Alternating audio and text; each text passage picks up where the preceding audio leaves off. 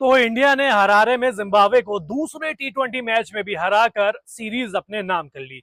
3 मैचों की सीरीज में अब टीम इंडिया 2-0 से आगे है। श्रेयस अय्यर ने अपनी कप्तानी में पहली टीम इंडिया को सीरीज जिता दी है। ईशान किशन 81 रन बनाकर मैन ऑफ द मैच बने और क्या बल्लेबाजी करी उन्होंने। 44 गेंद पर 81 रन बनाए। तो इसके अलावा जो तिलक वर्मा है उन्होंने भी 60 रन की नाबाद पारी खेली, और वो पारी इसलिए भी खास है क्योंकि वैभव सूर्यवंशी और अभिषेक शर्मा का जो विकेट है वो 30 रन के करीब पे गिर गए थे, यानी कि 30 पे 2 टीम इंडिया के हो गए थे। वहां से लेकर 220 तक पहुंचना ये टीम इंडिया के लिए अच्छी चीज है, पॉजिटिव चीज है, बड़ी अचीवमेंट मानी जाएगी। अब मैच खत्म होता है, Ishan Kishan man of the match बनते हैं, प्रेस कॉन्फ्रेंस के लिए आते हैं और बहुत सारे सवाल उनसे पूछे जाते हैं कि यार क्या क्या हुआ, कैसे कैसे हुआ, क्या हुआ। तो सबसे पहले तो ये सवाल उनसे पूछा जाता है कि विकेट कैसा था, जल्दी जल्दी वैभव सूर्यवंशी और अभिषेक शर्मा आउट हो गए थे, तो आपके दिमाग में क्या चल रहा था। तो उन्होंने कहा कि देखिए ज्यादा कुछ मेरे दिमाग में चल नहीं रहा था, मैं सिर्फ बॉल को देख रहा था, हिट कर रहा था। हाँ, जैसे जैसे आगे बढ़ रहा था तो फिर हम कैलकुलेट कर रहे थे वो चीज श्रेयस अय्यर के साथ मिलके कि ये 220 वाला पिच है या आपका 250 वाला पिच है। तो कुल मिलाकर कोई ज्यादा थॉट था नहीं, कोई ज्यादा बातचीत हुई नहीं थी, बस हम बॉल को देख रहे थे और हिट कर रहे थे। और बड़ी अच्छी बल्लेबाजी हुई और अच्छा हुआ, हम जीत गए, ये अच्छी चीज है। इसके बाद उनसे ये पूछा जाता है कि यार आप ट्रैवल लगातार कर रहे हो आयरलैंड में, आप फिर इंग्लैंड आ गए, फिर आप जिम्बाब्वे आ गए, कितना मुश्किल होता है, कितना चैलेंजिंग होता है ये सारी चीज, और अचानक जिम्बाब्वे में भी आके खेलना। तो उन्होंने कहा कि चैलेंजिंग तो होता है क्योंकि अभी आयरलैंड में थे, फिर इंग्लैंड में थे, फिर 18-20 घंटे की फ्लाइट लेके यहाँ पे आए। ये चैलेंजिंग था, लेकिन ये करना पड़ेगा, ये चीज होती है यहाँ पे। और मेरा सिर्फ एक ही फोकस रहता है कि मैं रन कैसे बनाऊं, मैं रन कैसे बनाऊं और टीम को जिताऊं कैसे, यही मेरा फोकस रहता है। बाकी बाहर क्या चल रहा है, आउटसाइड नॉइज क्या चल रही है, मुझे इससे ज्यादा फर्क पड़ता नहीं है और ना मैं इस बारे में ज्यादा सोचता हूं।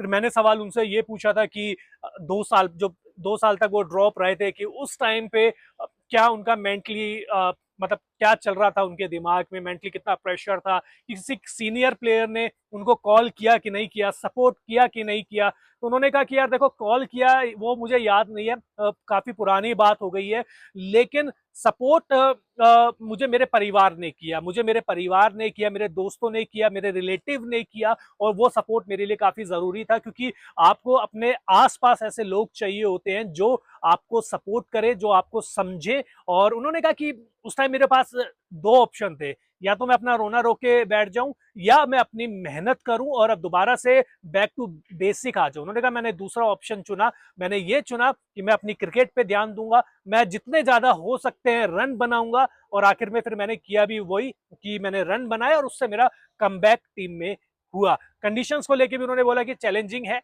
लेकिन यहाँ पे बल्लेबाजी करके काफी ज्यादा मजा आया। फिर वैभव सूर्यवंशी को लेकर उनसे सवाल पूछा गया कि आपके साथ उनका कैसा बॉन्ड है, क्या आप बड़े भाई की तरह उन्हें समझाते हैं।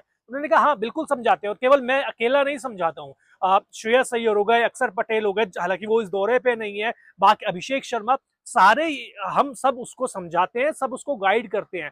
हम ये कोशिश करते हैं कि जो गलती हमने की है वो गलती वो बच्चा ना करे या वो वैभव सूर्यवंशी ना करे, क्योंकि हमें पता है कि उन्होंने खुद का एग्जाम्पल दिया कि मुझे पता है कि जहां से मैं आता हूं वहां से इतना चकाचौंध होने के बाद भटकना स्वाभाविक होता है और आदमी भटक जाता है, क्योंकि आपके आसपास के लोग भी कुछ ऐसे होते हैं जो आपको भटका देते हैं। तो हम उनको यही कहते हैं कि सोशल मीडिया पर ज्यादा ध्यान मत दो, सोशल मीडिया पे क्या चल रहा है, रन नहीं आ रहे हैं तो डिमोटिवेट मत हो, खुश रहो। मैं उन्हें बड़े भाई की तरह समझाता हूँ, सारी चीज उनको बताता हूँ कि टेंशन लेने की जरूरत नहीं है, अपना खेल खुल के खेलो। आप सभी को पता है कि वो किस तरीके के खिलाड़ी है, किस तरीके से वो खेलते हैं। जब वो टिक जाते हैं तो पावर प्ले में 6 ओवर में 80-90 रन टीम आराम से बना देती है। तो हमें ऐसे टैलेंटेड प्लेयर की जरूरत है और वो काफी ज्यादा खास है। तो उन्होंने तारीफ भी करी काफी ज्यादा वैभव सूर्यवंशी की। और जब प्रेस कॉन्फ्रेंस खत्म हो गई, क्योंकि टाइम की शॉर्टेज थी काफी ज्यादा, तो टाइम की शॉर्टेज थी, तो ईशान किशन ने कहा, ईशान किशन से मैंने सवाल पूछा था कि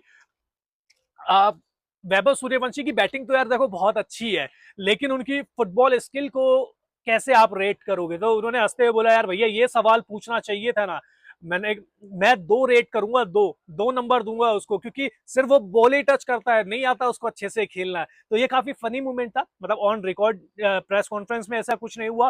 प्रेस कॉन्फ्रेंस जब खत्म हो गई तब मैंने उनसे ये सवाल पूछा था। तो ईशान किशन अपनी पारी से खुश है, उन्होंने बताया कि मैं अपनी प्रोसेस पे ध्यान दे रहा हूं, मेरा काम रन बना रहा है और बाहर क्या चल रहा है मुझे इससे मतलब होता नहीं है। तो ईशान किशन की 81 रन की पारी के बारे में क्या कहेंगे, कमेंट बॉक्स में बता दीजिए। बहुत बहुत शुक्रिया।